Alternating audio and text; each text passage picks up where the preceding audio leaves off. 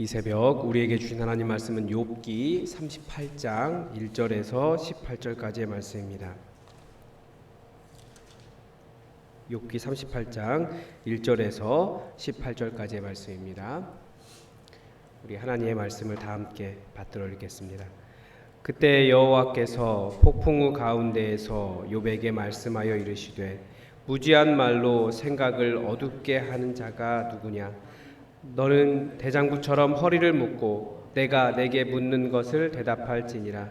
내가 땅에 기초를 놓을 때에 내가 어디 있었느냐? 내가 깨달아 알았거든 말할지니라. 누가 그것의 도량법을 정하였는지 누가 그 줄을 그것의 위에 띄웠는지 내가 아느냐? 그것의 주추는 무엇 위에 세웠으며 그 모퉁이 돌을 누가 놓았느냐? 그때 새벽별들이 기뻐 노래하며 하나님의 아들들이 다 기뻐 소리를 질렀느니라. 바다가 그 모태에서 터져 나올 때에 문으로 그것을 가둔 자가 누구냐? 그때 내가 구름으로 그 옷을 만들고 흑암으로 그 강보를 만들고 한계를 정하여 문 빗장을 지르고 이르기를 내가 여기까지 오고 더 넘어가지 못하리니 내 높은 파도가 여기서 그칠지니라 하였노라. 내가 너의 날에 아침에게 명령하였느냐? 새벽에게 그 자리를 일러주었느냐? 그것으로 땅 끝을 붙잡고 악한 자들을 그 땅에서 떨쳐버린 일이 있었느냐? 땅이 변하여 진흙에 인친 것 같이 되었고 그들은 옷같이 나타나되 악인에게는 그 빛이 차단되고 그들의 높이 든 팔이 꺾이느니라. 내가 바다의 샘에 들어갔었느냐? 깊은 물 밑으로 걸어다녀 보았느냐? 사망의 문이 내게 나타났느냐? 사망의 그늘진 문을 내가 보았느냐? 땅의 너비를 내가 측량할 수 있느냐? 내가 그 모든 것을 다 알거든 말할지니라. 아멘. 31장 35절에서 욥은 자신의 무죄를 주장한 후에 자신의 소원을 이야기합니다. 그리고서는 이제 욥의 말이 그치지 않았습니까? 욥의 소원은 나는 내 이야기를 다 했습니다. 이제 하나님의 음성을 듣고 싶습니다. 이 말 때문에 지금까지 엘리후가 이렇게 길게 이야기를 했습니다. 어디 하나님을 알 수 없는 죄인이 하나님의 음성을 듣고자 하느냐? 자기의 이야기를 하나님 앞에 그렇게 막 얘기해놓고 나는 무죄하다 그렇게 이야기할 수 있느냐? 그런 겁니다. 그런데 어제 마지막 구절 같은 경우도 엘리후의 자기 모순을 보여주는 것 같습니다. 사람들은 그를 스스로 그를 경외하는 사람들은 그를 경외하는 그를 스스로 지혜롭다 하는 자를 죄송합니다. 그게 아니죠. 그를 경외하고 그는 스스로 지혜롭다 하는 모든 자를 무시하느니라. 그러니까 자신은 하나님을 안다고 말하면서도 엘리후 자신도 하나님을 아는 지혜가 있다고 말하면서도 하나님은 그런 지혜 있는 자를 무시한다. 그러니까 하나님은 나처럼 이렇게 하나님을 알고 있는 자에게도 말씀하지 않으신다. 이런 말을 하고 있습니다. 그런데 엘리후가 틀렸다는 것이 바로 한 절 다음인 오늘 본문에서 나타납니다. 하나님은 말씀하시는 분이신 거죠. 이제 모든 답이 되신 분이 등장을 하십니다. 엘리후가 자꾸 이런 말 하니까 욥의 친구들이 그런 말 하니까 하나님이 좀 견딜 수 없으셨던 것 같아요. 이게 제 표현입니다. 하나님은 얼마든지 견딜 수 있으신 분이신데 하나님이 그의 말을 막고 일어서는 것입니다. 나타나시는 겁니다. 그래서 특징적인 표현이 뭐냐? 그분이 폭풍우 가운데서 욥에게 말씀하셨다 이거예요. 보통 우리가 생각하는 폭풍우는 지금도 비가 오고 있는데 말 그대로 강력한 바람과 비라고 생각을 할 겁니다. 그런데 이 폭풍우는 그런 일반적인 바람이 아니라 그런 거 있잖아요. 이렇게 우리 눈에 보기에는 이제 뭐 램프의 진이 나타나는 것 같은 그런 거 있잖아요. 그것보다 훨씬 더 강력한 언제 어떤 방향으로 부는지 예측이 불가능한 하나님의 바람을 이야기하는 겁니다. 엘리후가 이렇게 자꾸 하나님에 대해서 나 알아. 내가 아는 하나님이 진짜야. 지혜 없는 욥아 들어라. 세상 사람들아 들어라. 그렇게 말하니까 갑자기 하나님께서 폭풍우 가운데서 휘 하고 나타나신다는 그런 의미예요.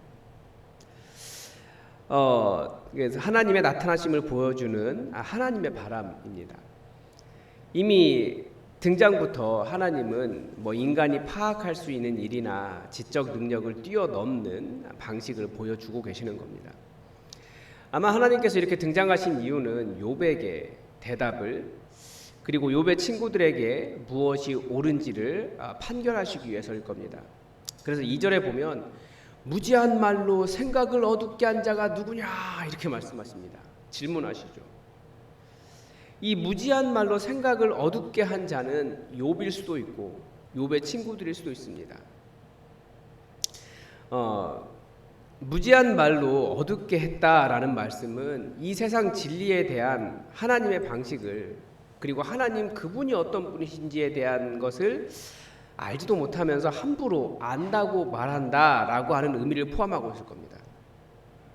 그런 의미에서 사실은 항상 하나님에 대한 이야기를 하고 있는 저와 같은 목회자들, 많은 설교를 하는 목회자들은 정말 조심을 해야 됩니다. 하나님에 대해서 사실 우리도 다 똑같거든요. 그냥 말씀을 통해서 나름대로 공부하고 연구하고 하나님을 찾아내기 위해서 노력을 하고 있지만 굉장히 조심스러운 일이에요.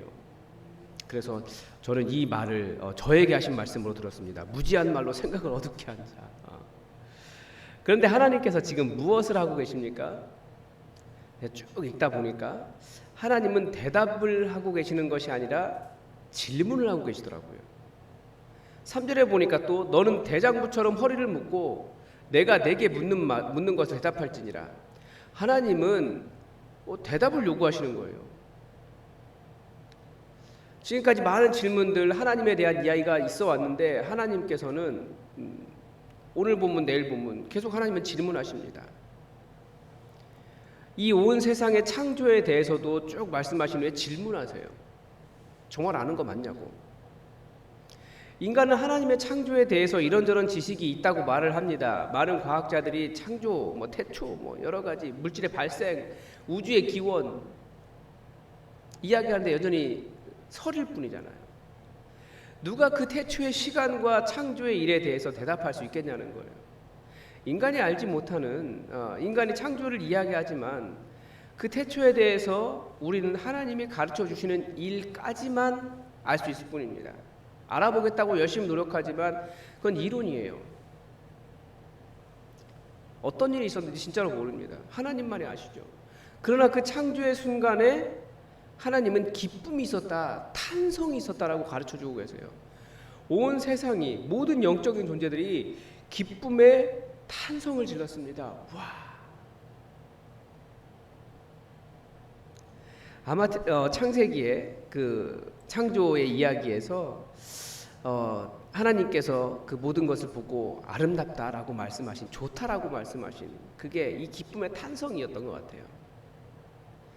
그리고 우리는 하나님과 함께 있었던 하나님의 아들들이라고 되어 있던 새벽별들이라고 되어 있는 영적인 존재들이 누구인지도 사실 우리는 잘 몰라요. 8절부터는 하나님 바다에 대한 신비를 설명하십니다.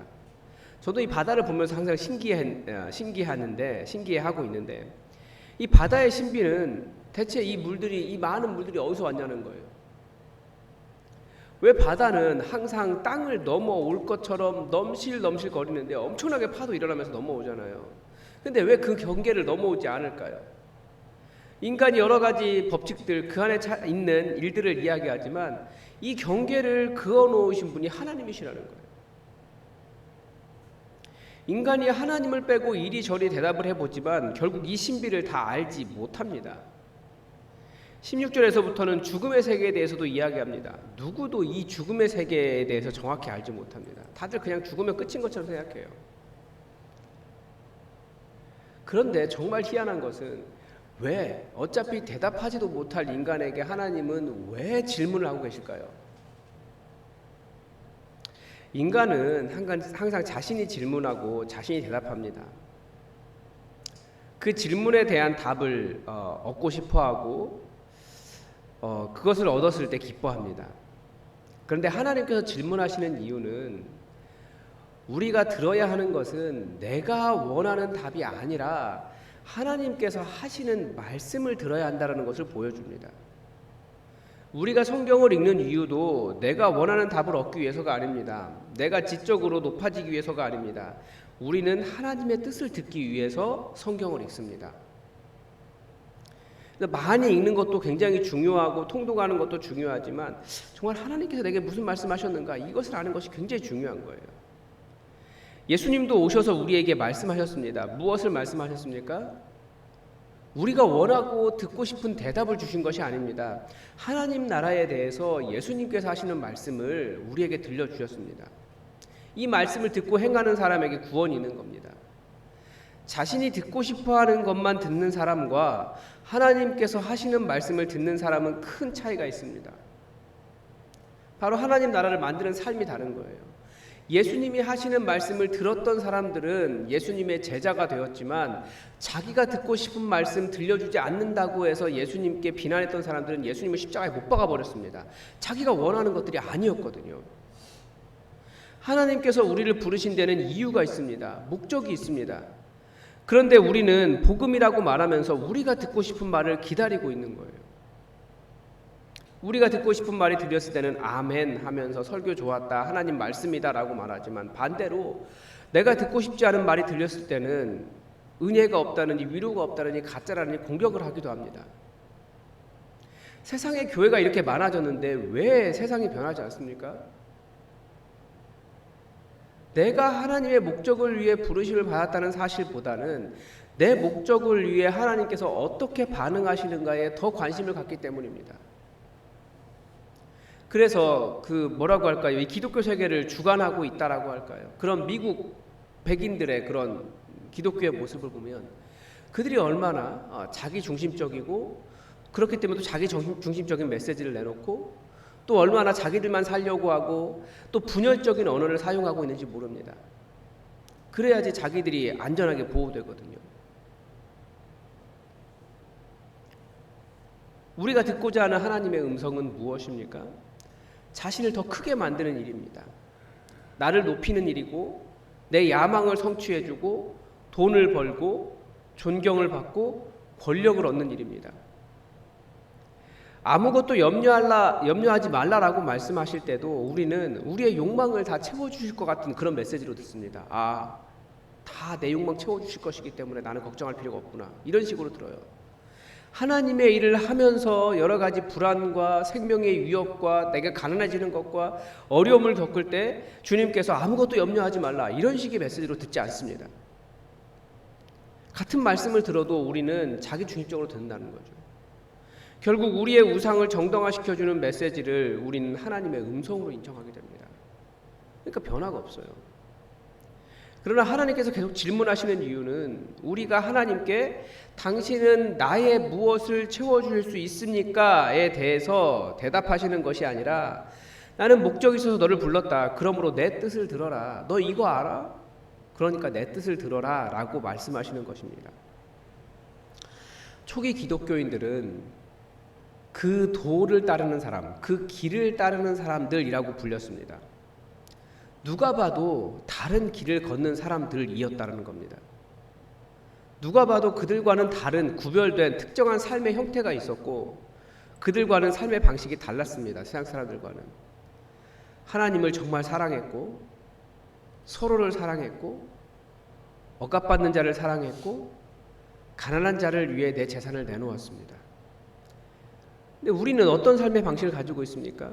우리는 어떤 교리가 맞느냐 이것을 가지고 싸우고 나와 맞지 않으면 갈라지고 심지어 죽이기도 합니다. 또 현대 교회는 정치적인 문제로 깊이 갈라져 있습니다.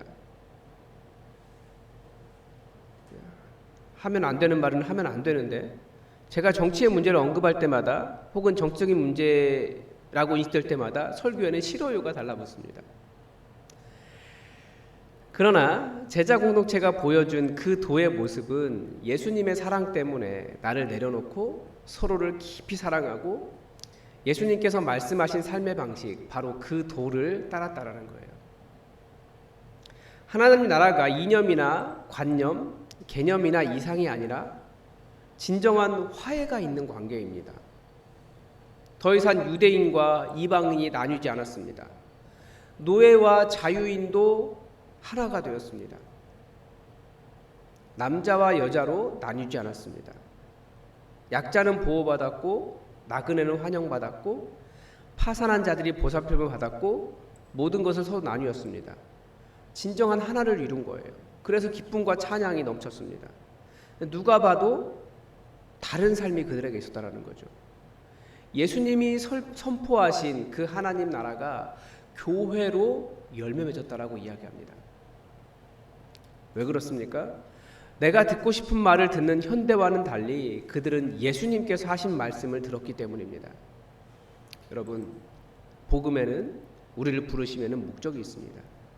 이제는 예수가 우리를 위해 무엇을 해줄까가 아니라, 예수를 내 삶에 접붙이는 것이 아니라, 예수님 말씀하신 새로운 하나님의 나라의 질서가 무엇인지 알고 내가 예수님이라고 하는 나무에 접붙임 받아 가지가 되어야 됩니다. 바로 그게 우리가 부르심 받은 이유입니다. 그래서 하나님은 계속해서 질문하세요. 우리가 듣고 싶은 말을 들어야 하는 것이 아니라 우리가 하나님께 들어야 할 말이 있기 때문에 그렇습니다. 오늘도 하나님의 뜻이 우리에게 이루어지기를 주기도문으로 기도하겠습니다. 하늘에 계신 우리 아버지, 아버지의 이름을 거룩하게 하시며 아버지의 나라가 오게 하시며 아버지의 뜻이 하늘에서와 같이 땅에서도 이루어지게 하소서. 오늘 우리에게 일용할 양식을 주시고 우리가 우리에게 잘못한 사람을 용서하여 준 것 같이 우리 죄를 용서하여 주시고 우리를 시험에 빠지지 않게 하시고 악에서 구하소서. 나라와 권능과 영광이 영원히 아버지의 것입니다. 아멘. 여러분, 오늘도 주일 예배를 위해서 기도를 부탁을 드립니다. 말씀을 준비하는 최철규 목사, 알지도 못하면서 함부로 말하지 않도록 정말 바르게 준비하고 성실하게 하나님의 음성을 듣는 그런 오늘과 내일의 삶이 될 수 있도록 기도를 부탁을 드립니다. 그리고 우리 예수품안교회 이번 주에 교인 총회가 있는데 우리 성도들이 모두 참여해서 우리